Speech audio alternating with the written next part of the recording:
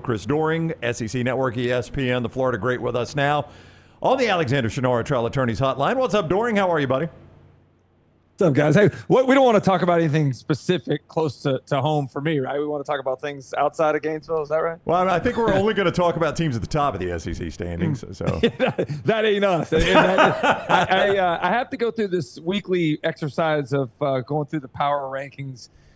Man, I had Florida, I think a couple weeks ago at 14 with South Carolina at 15 and Kentucky at 16.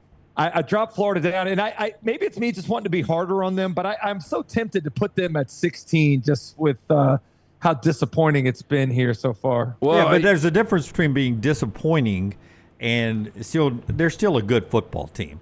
They've just played really tough teams, and they haven't performed offensively, but they're nowhere close to 16. They're nowhere close to 16. The defense is a top 15, top 10 like defense. The offense is it fair to say the worst offense we've seen since pre-Spurrier? Like, I don't understand it. DJ Lagway was supposed to be really good. At times we thought he was really good last year. He's lost all his confidence. What is wrong with this offense? And historically, where is this Florida offense? It's terrible. It's miserable. I want to gouge my eyes out when I watch it. It is an insult to any of us that have ever played offensive football at the University of Florida. I still say it over. There's no way that DJ Lagway is not healthy. I mean, he cannot.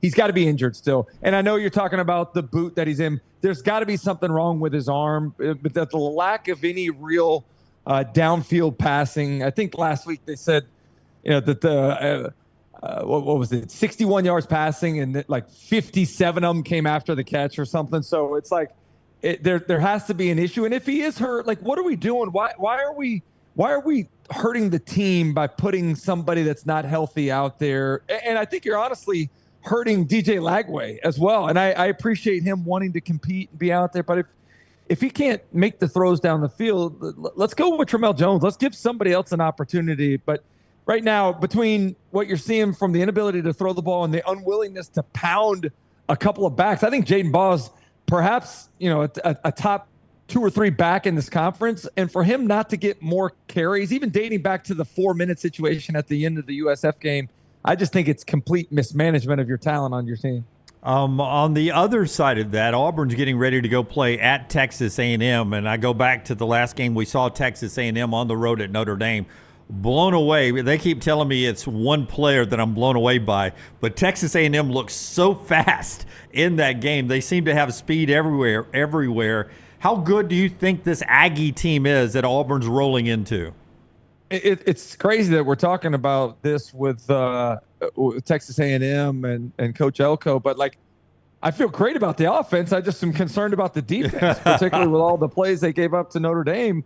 But I don't know which player you were talking about, because you could say Casey Concepcion, you could say Mario Craver. I mean, both of these guys have made a tremendous difference on offense. But I actually, I don't believe in moral victories and gaining, participation awards and stuff. But I feel better about Auburn after watching them lose to Oklahoma than I did going into that game. Same. And a lot of it has to do with the defense. I think that the defense, and going back and watching the tape, man, they got a bunch of dudes on that team. They fly around. I think DJ Durkin's done a great job with creating some havoc.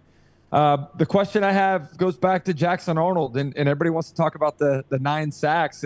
Like, that was a lot of him holding on to the football too long, not reading things out in the RPO game as well. So I'm going to need to see some better performance from him. There were big plays that were made that should have been bigger plays, and big plays there that weren't taken advantage of.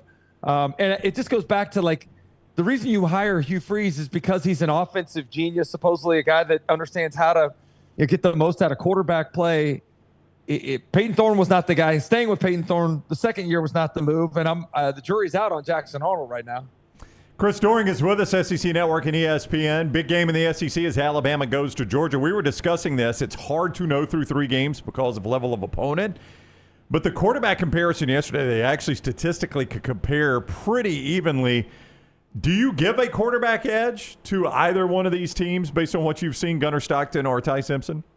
Yeah, it's tough, like you said, against the competition that we've seen Alabama start to look good on offense. I made the comparison the other day when I watched that Alabama offense in the last two ball games. It reminds me of 2020 Mac Jones throwing the football to Devontae and Mechie and Waddle. But I think a lot will be known this week. But in going back and watching the Georgia tape against Tennessee, it didn't look like the same Georgia defense up front. They were stuck on blocks a lot, didn't necessarily create as much pressure.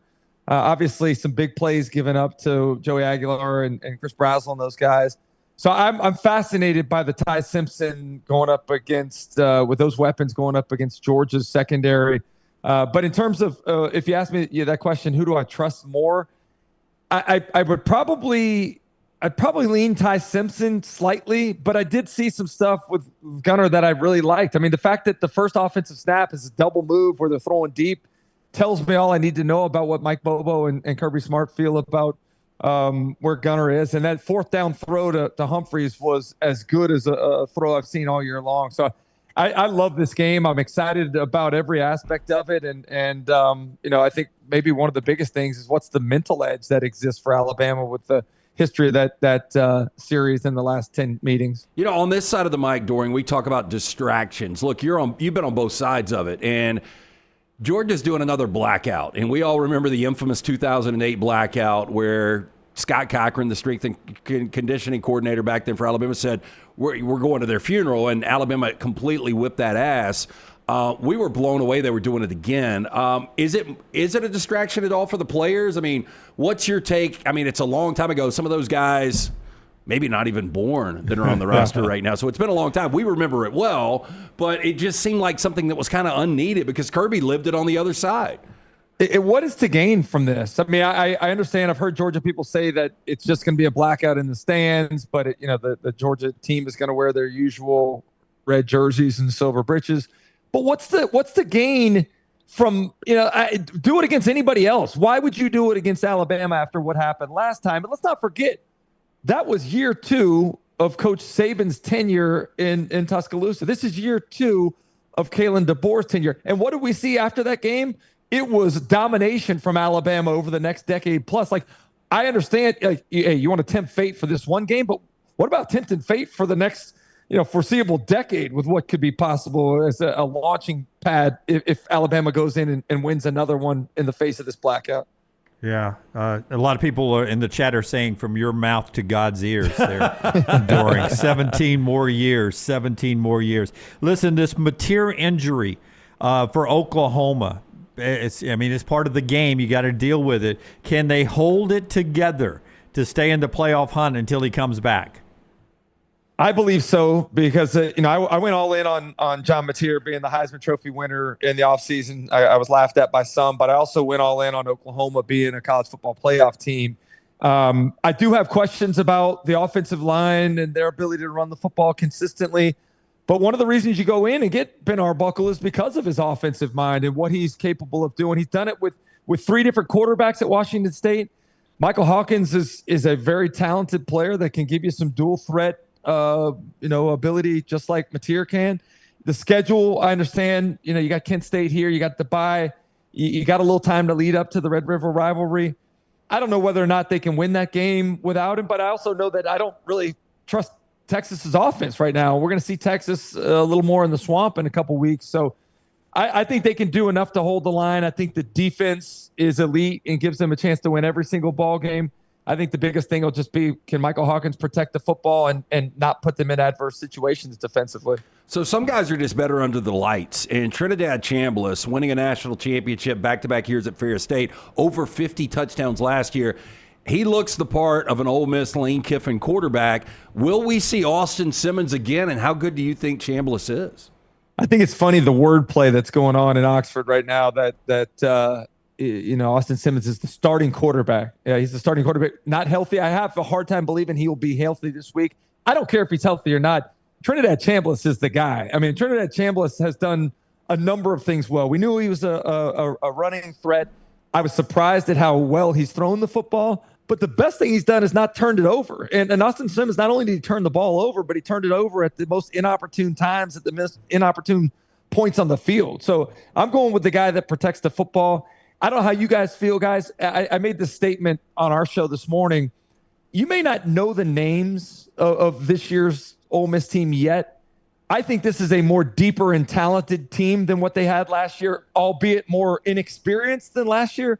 But by the end of the year, you're going to know these guys. There's a lot of really good receivers around the quarterback, whoever it is. And Kejuan Lacey is much more like a Quinshon Judkins running back from 2 years ago than what they had last season. I wouldn't be surprised to see him as a threat in the passing game this week too. All right, he is Chris Doering. He mentioned that show this morning, SEC This Morning. He and Bernsey do it on Sirius XM. You can also see it on the SEC Network live on Mondays and Fridays. In season, you see him on the SEC Network and ESPN. Doering, thank you for the time, buddy. We always appreciate it. Yeah, likewise, boy. Love you guys. Take care. Love you, man. Take care. Doering with us on the Alexander Shinora Trial Attorneys Hotline. Chris Doering, the Florida Great.